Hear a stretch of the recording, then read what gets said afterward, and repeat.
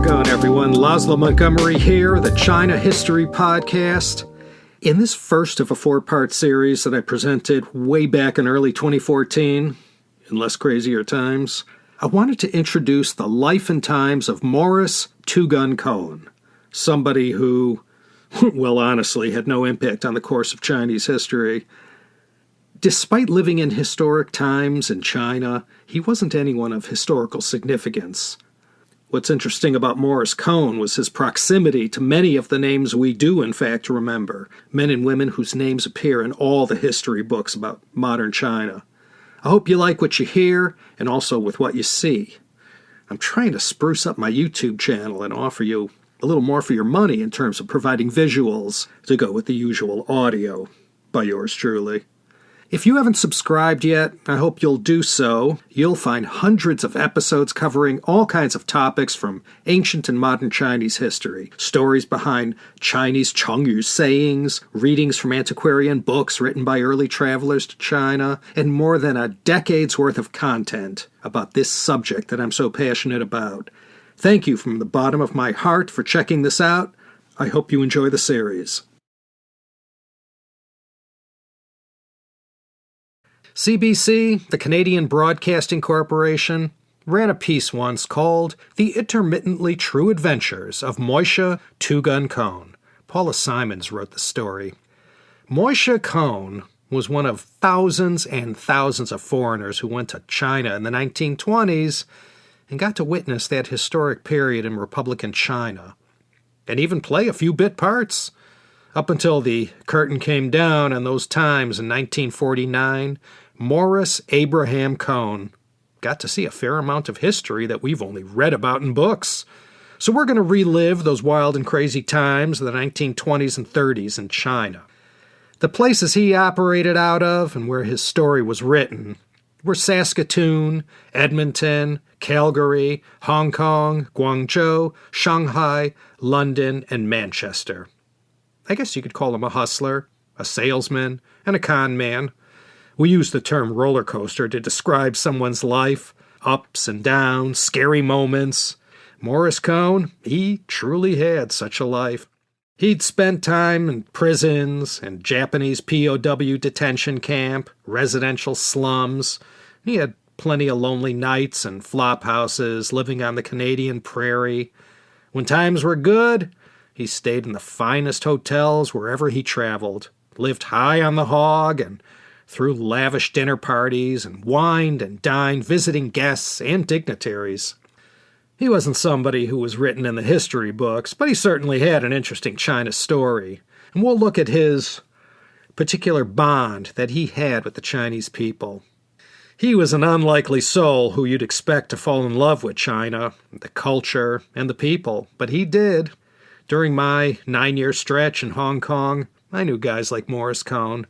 These were old expats who, well, no one knew what they actually did for a living, but they had been there forever and had become permanent fixtures that you always saw at some of the joints around town. Morris Cohen, if you haven't guessed it already, was a Jew. He was born in a Polish shtetl, one of the real poor ones. His family of 8 brothers and sisters and his parents were downtrodden Eastern European Jews who were chased out of their Polish village in Rodzanov, where he was born on August 3rd, 1887, the year of the pig. Same as me. They fled the pogroms and made their way to London. The Mialchins family, that was his real surname, they were one of the lucky ones. Those like the Mialchins who didn't get out of Rodzanov in time ended up in Treblinka and Auschwitz. He emigrated to England as a boy, lived a hard life on the streets. He eschewed study, and at an early age embraced a life of lying, cheating, fighting, being a two-bit con man, and he hustled his whole life to earn as much as he could. And like so many others, he didn't know what saving for a rainy day meant. If he made $1,000, he spent 1,000. He was generous with those he loved and trusted or wanted to impress and whose acceptance he craved. His family ended up in the Whitechapel district in East London. Jack the Ripper had been operating out of that area around the same time the Cohens showed up, or maybe it was on the tail end of his career.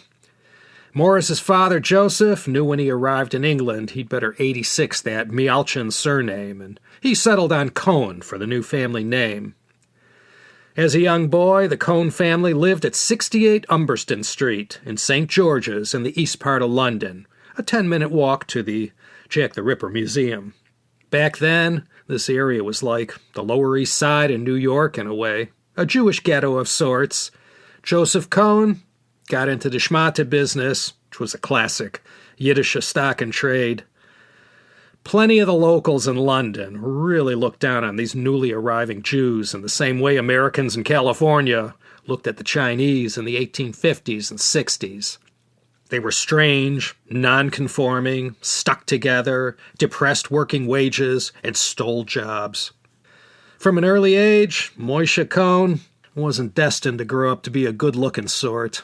When he started school in 1896, he was a stumpy kid with a big head and a mischievous look about him, a face only a mother could love. He found some success as a child boxer. They called him Fat Moishe. Nothing much to say here except fighting and knocking people's lights out were among the skills acquired by Morris Cohen growing up where he did. In 1900, just shy of his bar mitzvah, he got thrown into a reform school for 5 years. He was a constant troublemaker and wore out his welcome with everyone. He wasn't what you'd call a particularly observant Jew. He had nothing to show for himself academically. He wasn't keen to learn any particular trade. In July 1905, around the time of his 18th birthday, his father, Joseph Cohen, had to figure out something to do with his son. Back in those days, turn of the century, early 1900s, one of the options for people in England with few options was to send your young'un to Canada or to the U.S. Australia was another choice. Joseph Cohen knew someone in Wapella, southeast Saskatchewan. Back then, it was called the Northwest Territory. So off to Canada, Morris Cohen went. He sailed from the port of Liverpool and arrived in Quebec without incident. And he made his way to Winnipeg, and from there to Wapella, 400 kilometers west. Wapella, population 354. This was not like anything Morris Cohen was used to. The overpopulated slums of Whitechapel and the high-density living was nothing at all like living out on the plain. Nothing at all. 18-year-old Morris began his career as a farmhand, working for a guy named Robert Nicholson. He made $150 a year, plus room and board, aspiring to bump that up to $3 a day if he could find a way. Morris Cohen was a lifelong card cheat. He knew every trick in the book about how to stack the deck and mark cards and whatever else there was that allowed him to diminish his gambling risk. This was one of his defining character traits throughout his life, and he learned it all in Wapella from a ne'er-do-well who also worked the same farm. He moved on to bigger and better things, heading to the southeast, making $1 a day at a brick kiln in Verdun and Manitoba. That kind of work was backbreaking and offered little reward in terms of compensation. Morris hung in there till 1907, and now, 20 years old, he ended up in Moose Jaw, Saskatchewan. He found work as a carnival barker for the Greater Norris and Rose Circus. There, Morris Cohen continued his seat-of-the-pants education in the art of the scam. The circus life isn't for everyone, and it wasn't for Morris either. He didn't last long, and when the wagon trains all pulled away from Winnipeg, Morris Cohen decided to remain. Winnipeg, 1907, was awash with immigrants, and the dynamic was such that it had this tremendous boomtown atmosphere.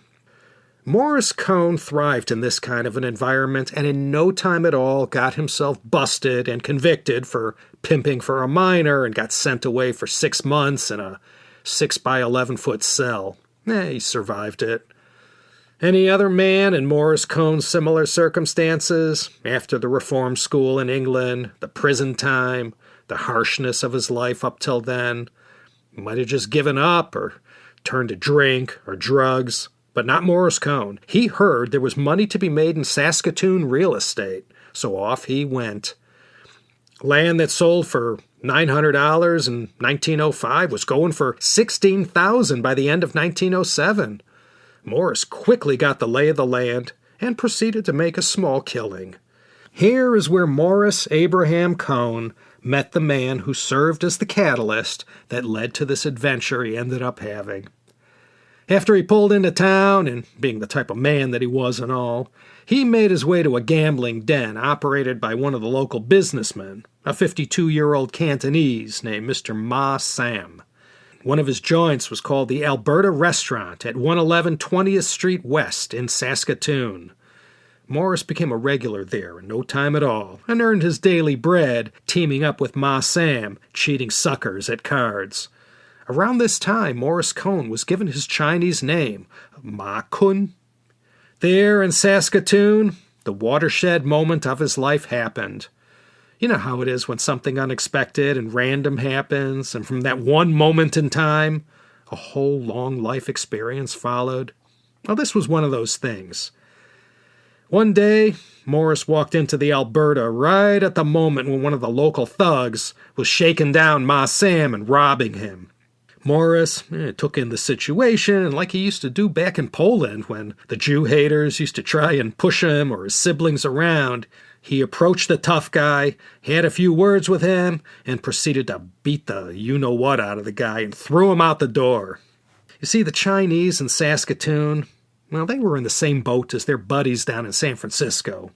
When the white man wanted to come down hard on them, well, if they knew what was good for them, the Chinese immigrant had to learn to just put up with it. No one was on their side, neither the local people nor the law. So when Morris Cohen came to Ma Sam's rescue on that fateful day, it had a particular resonance inside the Chinese community in Saskatoon. In the wake of this incident, the local Chinese embraced Cohen and sort of adopted him into their community after that. Ma Sam was Morris Cohen's muse, so to speak. He indoctrinated Morris on all the hell China had gone through the past 100 years, and that these days were coming to an end. These were the final years of the Qing dynasty. Ma Sam was a follower of Sun Yat-sen. He had bought into the revolution completely and passed all this information on to Morris Cohen. Ma told him all about Sun's story and how, after 21 centuries, he was trying to transform China into a republic. In 1905, the Tongmenghui was cobbled together, and Ma Sam was a member of the local branch. Morris Cohen later recalled, quote, "I didn't quite swallow all he told me, but it stirred my imagination. I was young enough to like excitement, and his talk of soldiering and conspiracy and revolution was exciting. I'd known poverty myself and what persecution meant from things I heard my parents say, and though I'd never seen China, I could guess that the life of the underdog would be a whole lot worse there than it was in the white man's world." End quote. It didn't take long before Morris Cohen became a person of interest to the police and was rounded up regularly whenever the usual suspects came under suspicion. His thieving and cheating ways got him into trouble from time to time.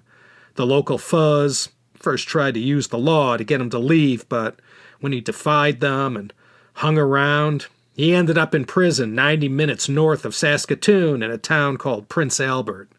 There he suffered through a year of hard labor. The authorities came down hard on Ma Sam, too, for his gambling den, and he ended up doing some time at the same prison as Morris Cohen. When Morris was released, he went straight to Ma's joint. This was in September 1911. Morris was doing hard time when Sun Yat-sen made his North American fundraising tour. The following month, the Wuchang Uprising happened, and it was farewell to the Qing dynasty.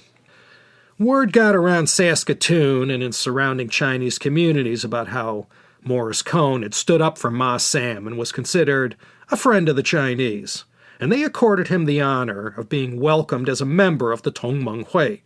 And afterwards, he became a regular fixture at all the places that Chinese gathered. So Morris Cohen moved up to Calgary next, stayed a while until the local authorities, tired of his antics, and showed him the door. And this is what led him to the promised land, to Edmonton in Alberta. I heard the weather's good there in the fall. In Edmonton, it didn't take long for Cohen to gravitate to the Chinese areas and use his Tongmenghui membership and relationships to get past the door. These were the years just leading up to World War I, and there was a major land boom going on up in Edmonton. This is where Morris Cohen really hit the big time. He was making $1,000 a week and 12.5% commish on sales.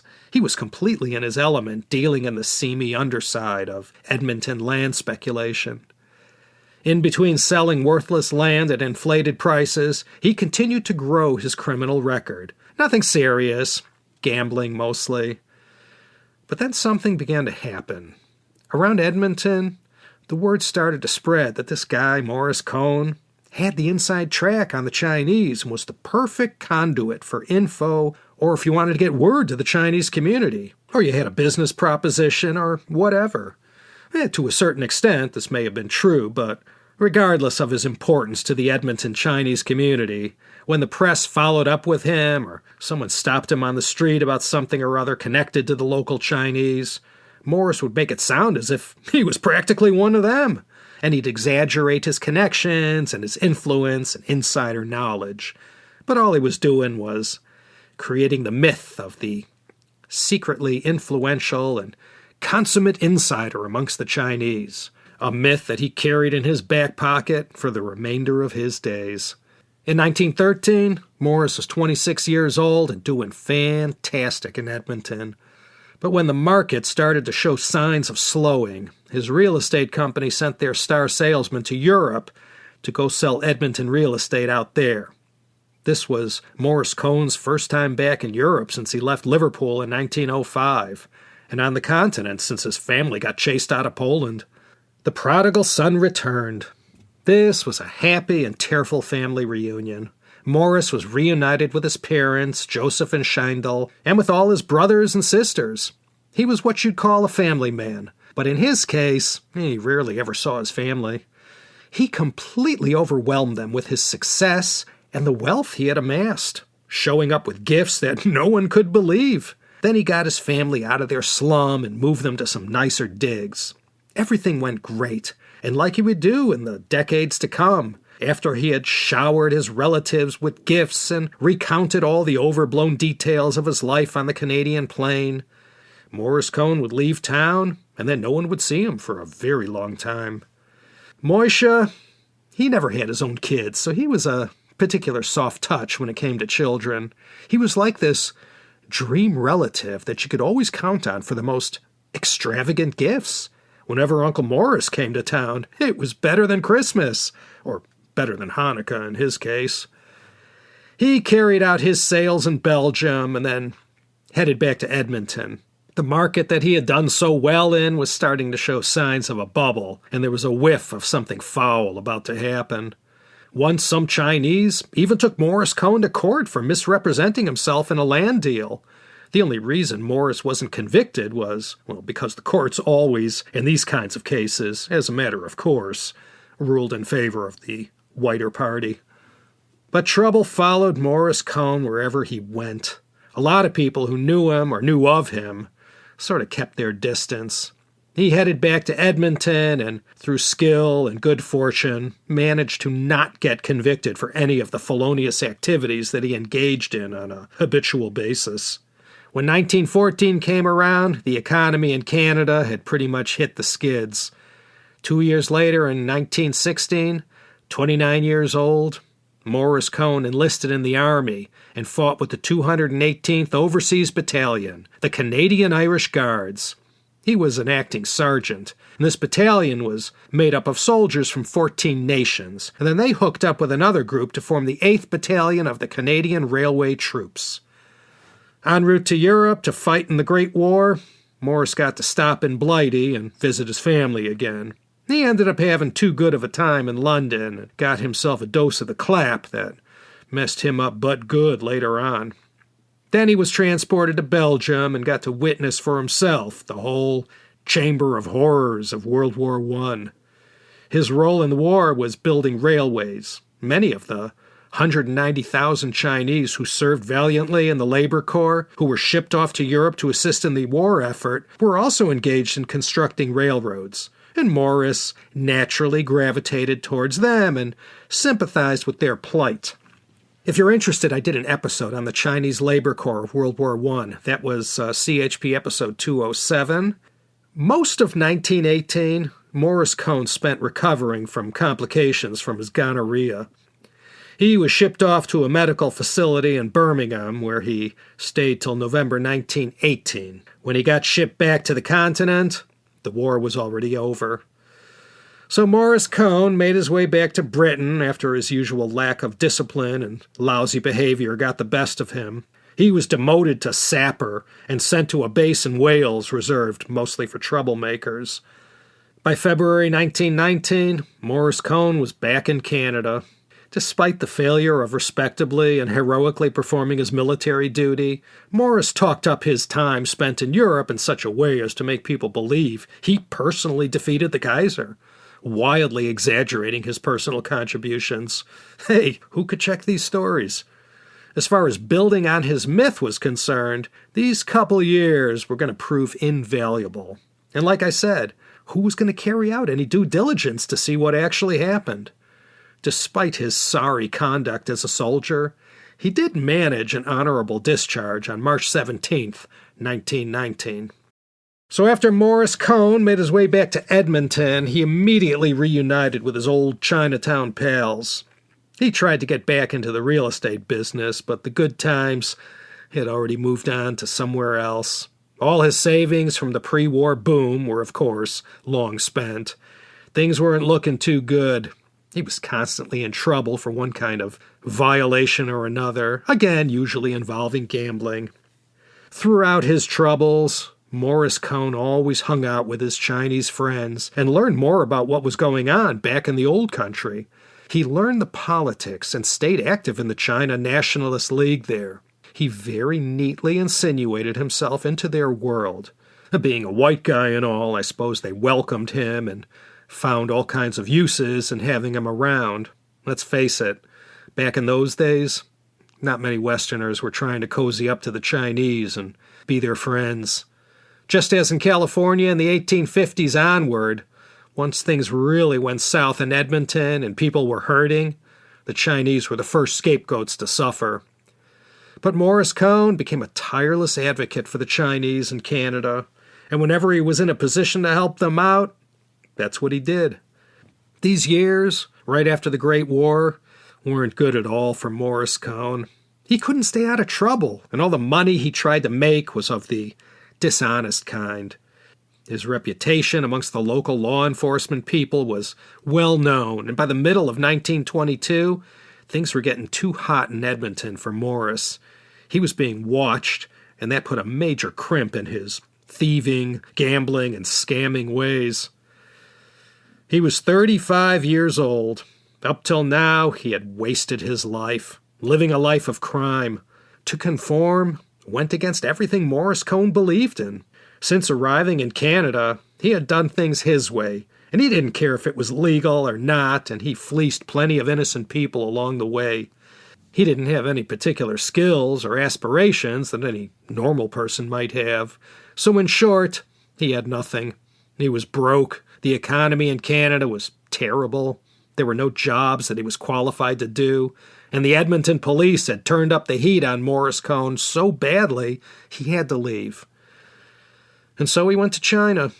Now, I'm sure he spoke a few words of Cantonese that he picked up along the way, but he was no China scholar, and he certainly didn't speak Chinese.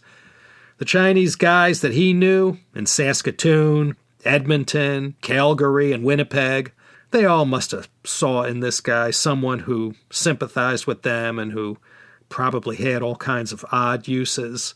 So these two society rejects, Morris Cohen and his various misfit Chinese brothers, they bonded.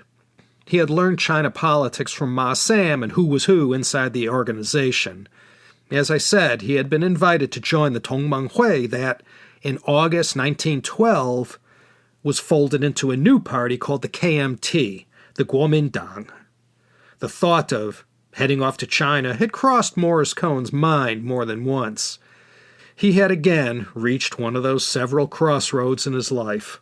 November 1922, no prospects, no nothing. An opportunity came, he took it. Morris Cohen sailed to China with someone surnamed Hong. Here's where Sun Yat-sen enters the picture. Sun Yat-sen had passed through Edmonton, but the two had never met. In his memoir, Morris made a big deal about serving as Sun's bodyguard whilst he was in Canada, but the reality was he was in prison when Sun passed through. But thanks to Cohen's association with the nationalist supporters in Canada, Sun knew who he was, and the two had corresponded by letter. So when Sun's people learned Morris Cohen was coming to China, and that he was coming to see them, in fact, they asked him to help them out with something. And from this favor they asked of him, an entire career was born. Morris Cohen was tasked with sourcing a railroad contractor in North America who could do a turnkey job building a line between Canton and Hankou. Morris Cohen did the necessary humping and name-dropping, and before you know it, he actually lined up a firm to bid on the job. The contractor handed off their bid to Morris, and he packed it away for safekeeping.